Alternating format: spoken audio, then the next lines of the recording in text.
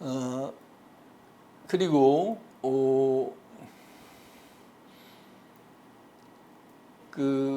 아까 그 폐지론의 주장 중에서 세계적인 입법 추세에 맞지 않고 다른 나라 또는 북한에도 이러한 그 체제 유지 형법은 없다고 하는 이런 주장이 있기 때문에 과연 그러한지를 살펴보겠습니다.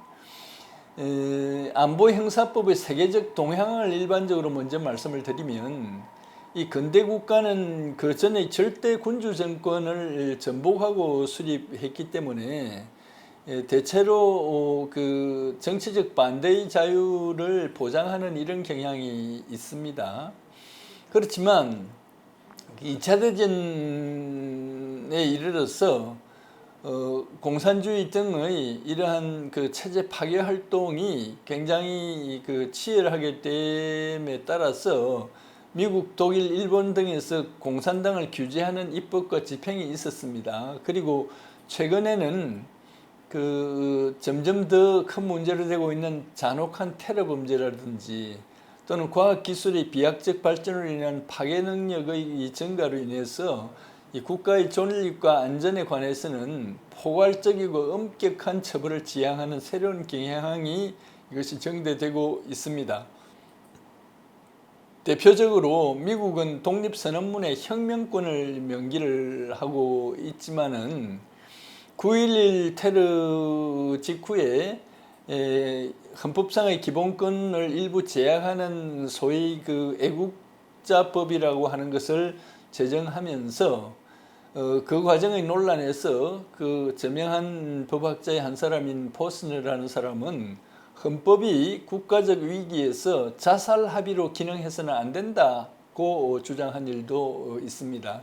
그리고 독일에서도 종전에 철저한 그 형벌 제한 원칙을 주장했던 야콥스라는 교수가 종래의 견해를 바꾸어서 민주 시민을 대상으로 하는 일반 형사법과 법 적대 세력을 대상으로 하는 형사법은 구분해야 한다고 하면서 소위 적형법 개념이라는 것을 주장하고 있습니다. 그리고 오스트레일리아가 2005년도에 반국가 단체 활동을 엄격히 처벌하는 형법 102장을 새로 신설을 했고, 독일도 일부 국가안보형법을 강화했습니다. 대표적으로 그 2차 대전 후의 이 안보형법에 관한 선진국인 독일을 보면, 독일은 그 1차 대전 이후에 그 바이마르 공화국이라고 부르는 그 민주국가를 건립하면서 정치적 자유를 이걸 철저히 보장하는 그런 방침을 채택했습니다.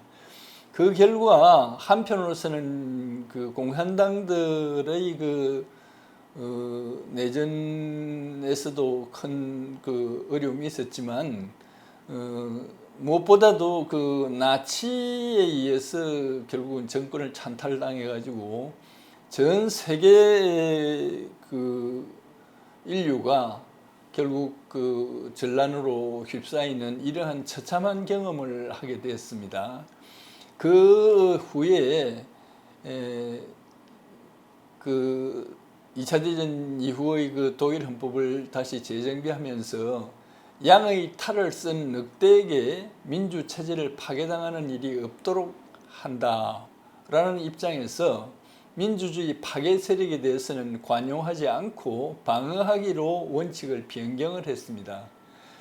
그렇게 해서 우리가 흔히 그 자유민주주의라고 부르는 이러한 개념을 새로이 그 개념이 드러나게 되었는데, 독일 헌법에 있는 말은 자유민주적 기본 질서라는 말입니다. 이것은 종래의 민주주의 개념에 민주주의 파괴 활동에 대한 규제 원칙과 규제 장치를 추가한 개념이라고 하면 되겠습니다. 독일 헌법에서는 이 자유민주적 기본 질서가 뭐냐, 여기에 대해서 모든 폭력적 지배와 자의적 지배를 배제하면서 그때그때의 다수 의사에 의한 국민의 자결과 자유평등에 기초하는 법치국가적 지배질서를 나타내는 질서라고 이렇게 하면서 이러한 질서의 그 대표적 내용으로서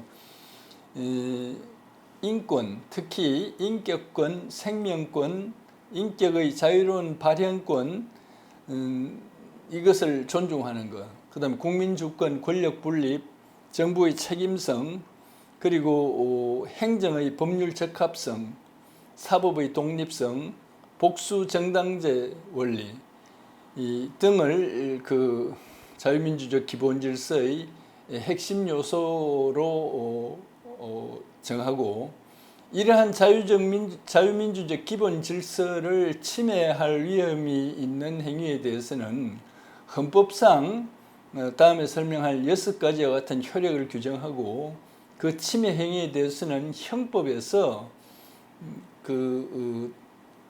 엄격히 처벌을 할 뿐만 아니라 단체법 등 그 삼엄한 법적 방어 장치를 두고 있습니다. 헌법이 자유민주적 기본질서에 대해서 부여하는 효력은 우선 첫 번째로 자유민주적 기본질서에 반하는 기본법, 그러니까 헌법의 개정은 금지한다고 아주 명문으로 써져 있습니다. 우리 그 문재인 정부가 전에 자유민주적 기본질서라는 용어에서 자유를 빼고 이것을 민주적 기본질서로 바꾸려고 했는데, 이런 것은 독일 헌법에서 보자면 터무니없는 주장이지요. 우리나라의 헌법학의 다수 의견은 우리 헌법과 독일 헌법이 똑같지는 않지만 우리 헌법의 자유민주적 기본질서는 대체로 독일의 자유민주적 기본질서와 같은 것이라고 보고 있기 때문에 이 자유민주적 기본질서에 반하는 헌법의 개정은 이것은 허용되지 않는 것입니다. 두 번째로 자유민주적 기본질서를 공격하는 자에 대해서는 기본권, 그 중에서 표현의 자유, 출판의 자유, 집회의 자유, 결사의 자유 등등 그 정치적 자유를 이것을 상실시키도록 되어 있습니다. 말하자면 자유민주적 기본질서를 공격하는 자에게는 이러한 기본권을 인정하지 않는 것입니다.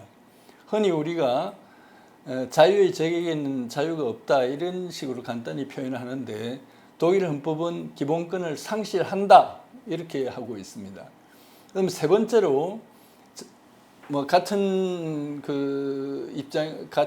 이유입니다만은 자유민주적 기본질서를 침해하는 정당과 단체에 대해서는 위헌 선언을 하고, 그러한 정당에 대해서는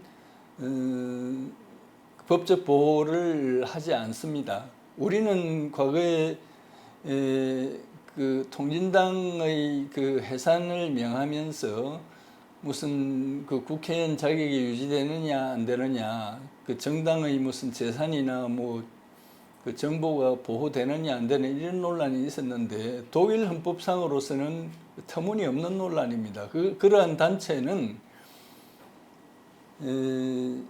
일체의 그 공적 권리를 박탈당할 뿐만 아니라 재산도 다 몰수되고 정보도 다 몰수되도록 되어 있습니다.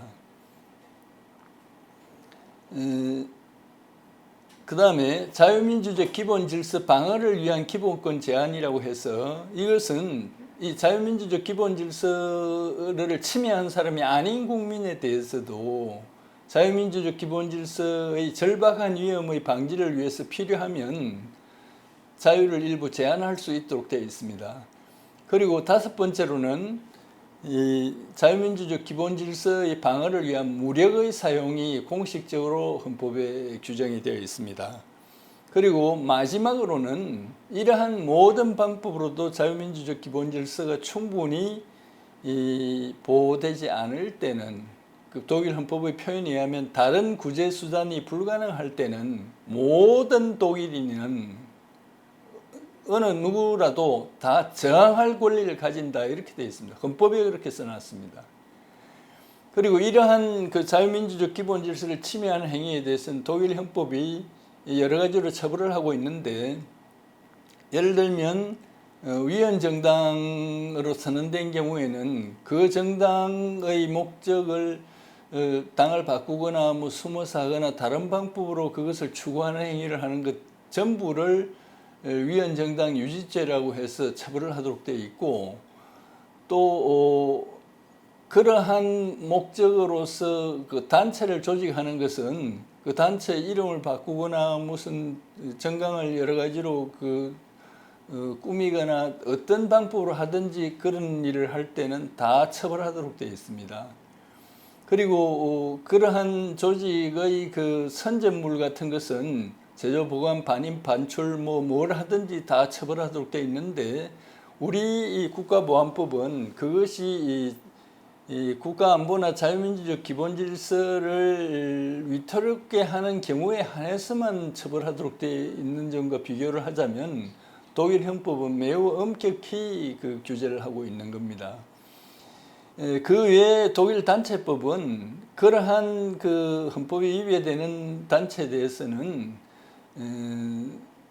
우리로 치면 그 치안관계 장관의 행정적 결정에 의해서 법원의 판결 필요 없이 단체를 다 해산하도록 되어 있습니다. 우리는 과거에 위헌 판결을 국가보안법 위반이라고 판결을 받은 여러 단체들이 지금까지도 해산되지 않고 그대로 남아 있는데, 독일에서는 그것은 판결을 받을 필요 없이 행정 절차에 의해서 해산을 할 수 있도록 되어 있고, 약 400개가량의 단체가 그렇게 해산된 그 기록이 있습니다. 그 다음에 미국을 보자면, 미국은 대체로 미국은 1919년부터 공산당이 있기는 합니다만은 반공 노선에서 물러선 일이 없습니다. 다만 안보라든지 국가 상황에 따라서 그 규제의 그 정도는 여러 가지 다양한 형태로 변화가 있었는데, 구체적으로 보자면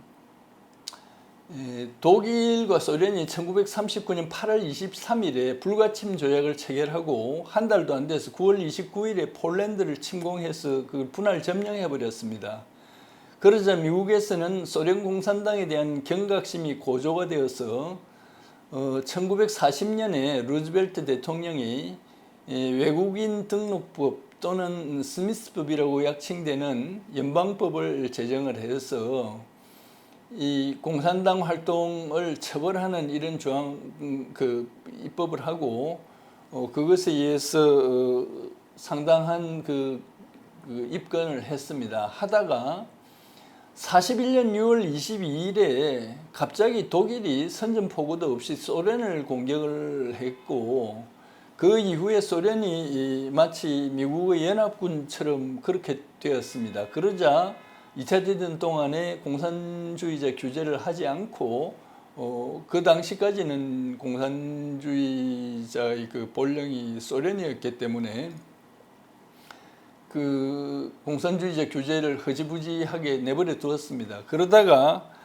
2차 대전 이후에 다시 냉전 체제가 시작되면서 1948년 6월 달에 그 스미스법에 의해서 미국 공산당 조직을 기소를 했습니다. 그러자 이제 그 피고인들은 여러 가지로 그것이 말하자면 수정헌법 1조 정치적 비판의 자유 등등을 위반한 것이라고 이렇게 주장을 했는데, 여기에 대해서 대법원은 뭐라고 했는가 하면, 미국이 공산국가와 적대관계를 유지하고 있는 매우 긴박한 상황에서 철저하게 조직되고 훈련된 당원을 거느린 공산당의 정부 전복 음모는 결코 수정헌법 1조에 의해서 보호받을 수 없다. 일촉즉발의 세계 정세, 외국에서의 공산당 간부들의 정부 전복 기도 등을 고려해 볼 때 미국 공산당은 국가 안보에 커다란 위협이다. 지금은 개인의 자유보다는 국가의 안보가 우선이다. 라는 이유로 유죄를 확정한 바 있습니다. 6.25 이후에 의회는 아까 말씀드린 그 스미스법만으로는 충분치 않다고 보고 직접적으로 공산당을 규제하는 법을 제정하게 됩니다. 트루만 대통령은 그 입법을 반대를 해서 거부권까지 행사를 했는데도 불구하고 세칭 국내 안전법 또는 메카란법 또는 전복활동규제법이라고 또 불리는 그러한 매우 긴 이름의 그 법을 입법을 했는데, 이 법에 의하면 공산당 조직을 세밀히 구분하고 그 공산당 조직은 조직 구성원, 활동 계획, 활동한 내역 이런 것을 거의 매일 그 정부에 보고를 하도록 되어 있습니다. 그리고 보고를 하지 않으면 또는 그 보고가 불성실하면 매 위반마다 3년 이하의 징역에 처하도록 하는 이런 아주 그 까다로운 법을 만들었고, 뿐만 아니라 국가전복활동 통제기구라고 하는 그 Subversive Activities Control Board라고 하는 이러한 통제기구를 두어서 대통령이 이 내적 안전 비상상태를 선언을 하면 이 통제기구가 공산당원들을 6개월 이내 기간 동안에 영장 없이 구금할 수 있게 하는 등 강력한 이 비상조치를 할 수 있도록 하는 이런 법을 만들었습니다. 또 54년에는 아이젠하워 대통령이 공산주의자 규제법, 커뮤니스트 컨트롤 액트를 우리말로 쉽게 하자면 반공법 비슷한 거죠. 이런 법을 만들기도 했습니다. 그런데 53년도에 스탈린이 사망하자 이 법들에 대해서 위헌 논란이 많이 제기되었고, 그래서 이 법들 중에서 그 인권 침해 우려가 있는 조항에 대해서는 일부 수정도 되었지만은 지금도 이 법 자체는 존재하고 있습니다. 그리고 9.19 테러 후에는 테러 규제를 위해서 애국자법이라고 세칭 불리고 있는 이런 법을 제정을 하기도 했고, 최근에는 중국 공산당과 관련이 있는 공자학원 축출을 위해서 많은 그 법률이 제정되고 있습니다. 이와 같이 미국이 그 공산주의를 또는 공산당을 보호한다는 것은 사실이 아니고, 이 반공의 이 정책은 미국으로서는 그 일관된 것이지만, 이 공산주의자들의 침략의 그 상황에 따라서 그 집행이나 그런 점에서 강원의 그런 편차가 있을 뿐입니다. 그 외에 각국에서 다 그 공산주의 활동에 의한 그 정부 전복에 대해서는 엄격한 규제가 되고 있는데, 특히 그 북한이 이러한 체제 형법이 없다고 하는 그런 얼토당도 않는 주장이 있기 때문에 북한에 대해서 보자면, 북한은 법 위에 당이 있고 당 위에 권력 집단이 있다는 것은 세상이 다 아는 일입니다. 법만으로 보더라도 북한의 형법은 국가보안법과는 비교할 수 없을 정도로 무도합니다.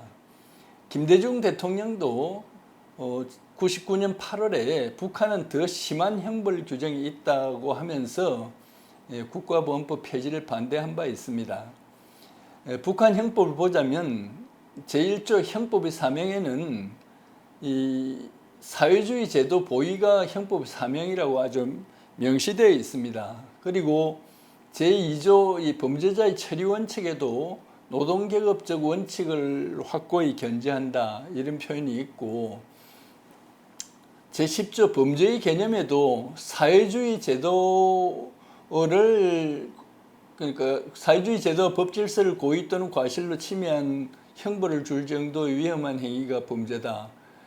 북한은 과거에 조행법정주의가 아니라는 비난이 들어 있어가지고 법률이 의해서 하는 것처럼 되어 있지만 법률이 이와 같이 매우 방만합니다. 구체적인 강론으로 보더라도 국가전복 음모죄, 무슨 반국가 선전 선동죄, 반역죄, 간첩죄, 파괴행위죄 등 여러 가지 그 죄가 있는 것은 말할 것도 없고, 67조에 보면 민족 반역죄라는 죄가 있는데, 이 죄는 어떻게 생겼는가 하면 조선민족으로서 제국주의의 지배 밑에서 우리 인민의 민족 해방운동과 조국 통일을 위한 투쟁을 탄압하였거나 제국주의자들에게 조선민족의 이익을 팔아먹은 반민족 행위를 한 자는 뭐 사형 등에 처한다고 이렇게 되어 있습니다.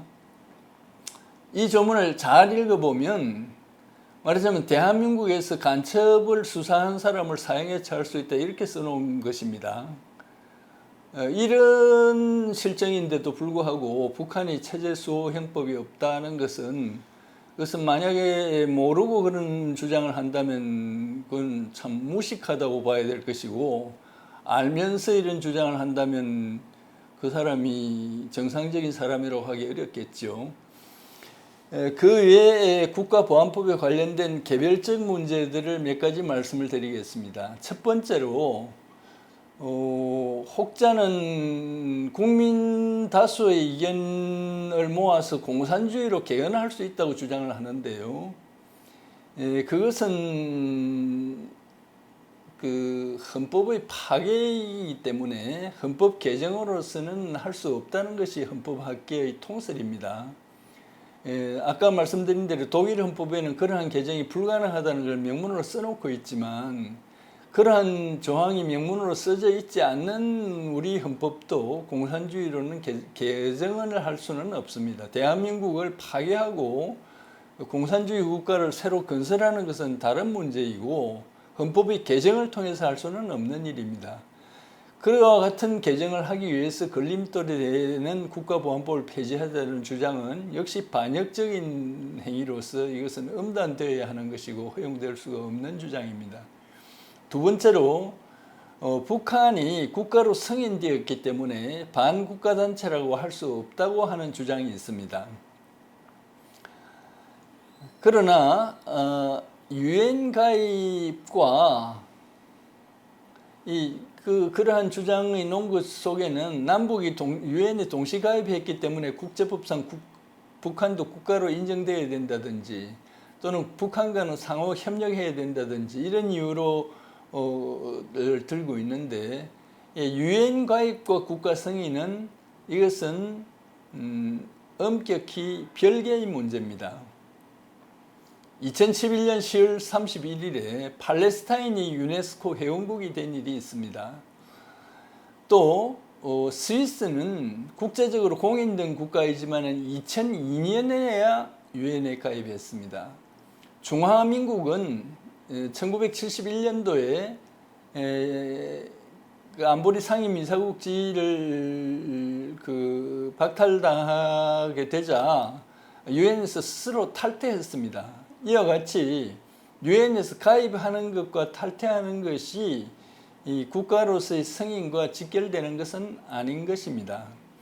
동서독은 73년 9월 18일에 제28차 유엔 총회에서 동시에 유엔에 가입을 했습니다만, 서독은 한 번도 동독을 국가로 인정한 일이 없습니다. 대한민국과 북한은 91년 9월 17일에 동시에 유엔에 가입을 했지만은 국가 승인에 관해서는 완전히 별개로 되어 있습니다. 대한민국은 48년 12월 12일 파리 유엔 총회에서 한반도의 유일 합법 정부로 승인이 되었고, 당시에 제출된 헌법, 지금도 그렇습니다만은 한반도 전체가 대한민국의 영토로 명시되어 있고, 그러한 헌법에 의한 정부를 유엔은 승인했기 때문에 지금 일부 학자들은 대한민국의 한반도 유일 합법 정부가 아니라고 우기는데, 48년 12월 12일의 승인에 한정해서 말씀을 드리면 대한민국 한반도 전체의 정부로서 승인된 것은 분명한 사실입니다. 이것은 6.25 동안에 휴전선을 돌파할 때 메가드 사령관이 유엔의 승인을 요구를 했는데, 유엔이 47년도에 한 남북한 총선거를 완수하기 위해서 유엔군이 북쪽에 진주해도 된다고 그렇게 총회에서 결의를 해준 것이 있는데, 그것을 통해서 보더라도 북한 지역이 별도의 국가가 아니라는 것이 유엔의 입장인 것입니다. 또 반대로 북한 자체는 유엔이 가입했을 뿐이고 유엔은 한 번도 북한에 대해서 국가 승인을 절차를 취한 일은 없습니다. 유엔 가입 후인 91년 12월 13일자 남북사이의 화해와 불가침 교류 협력에 관한 합의서에도 북한은 북측으로 되어 있을 뿐이고 대한민국이 북한을 국가로 인정했다고 볼 자료는 어디에도 없습니다. 일본도 지금까지 북한을 국가로 승인하지 않고 있고 혹자는 싱가포르 회담으로 미국이 북한을 사실상 승인했다고 주장도 하지만 북한이 대한민국에 대해서 적대 행위를 하는 경우에 대한민국에게 반국가 단체인 것은 말할 것도 없고 미국도 북한을 절대로 국가로 대우하지는 않을 것입니다. 다음, 북한은 대한민국에 대한 공산화 공작을 포기했다는 주장이 있는데 과연 그러한가 생각해 보겠습니다.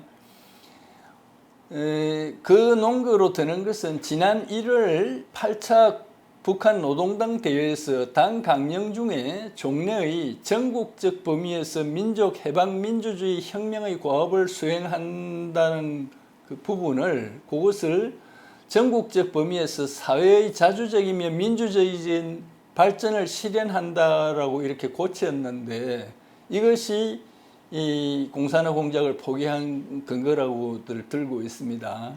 그런데 북한 체제의 실체를 뭐 노동당 강령만으로 해석한다는 것도 그것도 적절치 않는 것이지만은 그 강령의 문헌도 다른 부분을 살펴보면 그렇지 않습니다.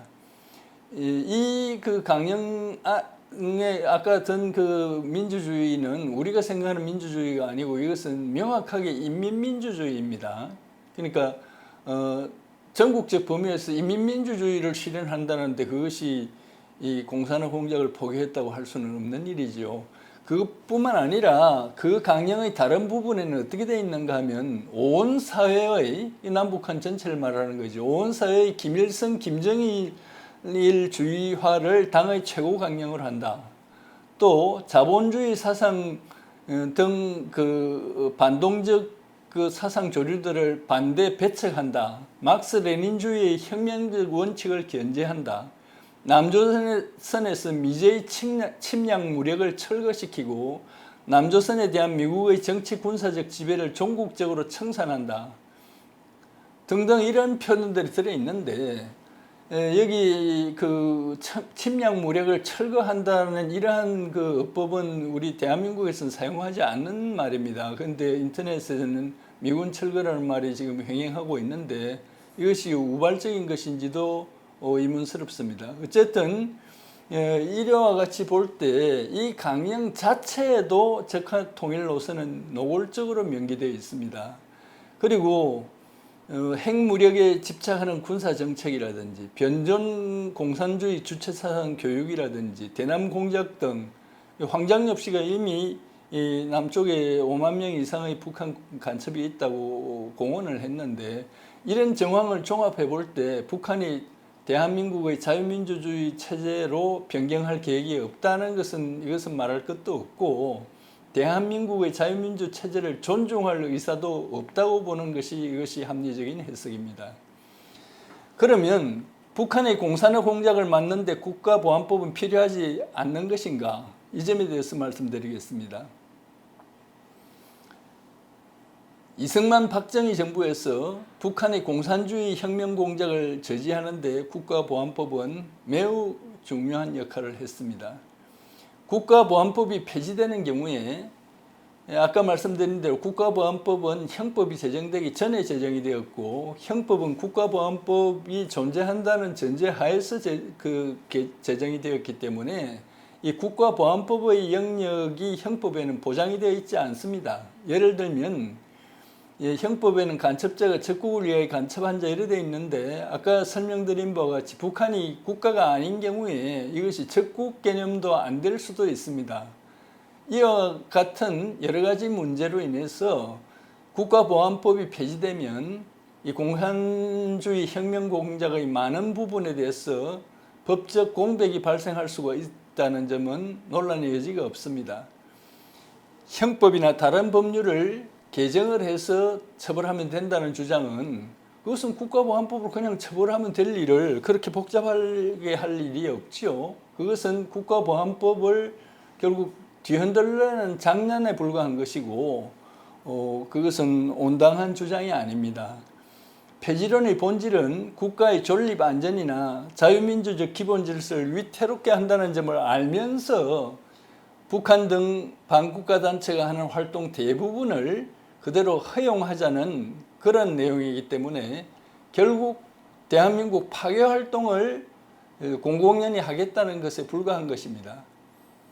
대부분의 애국 국민들에게는 아무런 지장도 되지 않고, 예를 들어서 그 폐지론에서 주장하는 그 박정희 전두환 정부에서도 연간 300여 명 가량의 간첩 등에게만 적용되었을 뿐이지 대부분의 양민들에게는 아무런 지장이 된 일이 없습니다.